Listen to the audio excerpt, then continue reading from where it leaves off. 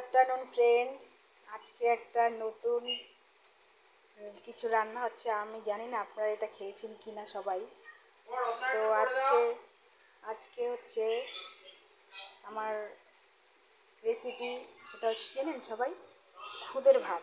এটা হচ্ছে খুদ, চালের যে খুদ হয় সেই খুদ আজকে রান্না হবে। খুদ ভাপা, যেটাকে বলি খুদ ভাপা আমরা।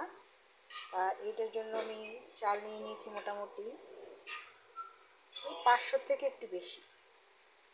আর নিয়েছি কাঁচকলা। এই যে কাঁচকলাটা দেখছেন, এটা বাটা হবে, কাঁচা লঙ্কা দিয়ে এটা বাটা হবে। আর আলু মাখা হবে, আলু সেদ্ধ হবে, মানে ভাপার সাথে আলুটা দেব, আলু সেদ্ধ হবে। আর হচ্ছে আলুর চোকলা বাটা হবে, কালো জিরে দিয়ে কাঁচা লঙ্কা দিয়ে এটা বাটা হবে। আলুর চোকলা দিয়ে বাটা, কাঁচকলা বাটা, আলু মাখা আর খুদের ভাত। এটা হবে আজকে আমাদের রান্না। নিরামিষই সম্পূর্ণ হবে এটা রান্নাটা, যেহেতু আজকে কালী পুজো। এটা আমার আজকে দুপুরে রান্না। তো বন্ধুরা, কে কে খেয়েছেন আমি রান্না করে আপনাদের এটা শেয়ার করবো ওখানে।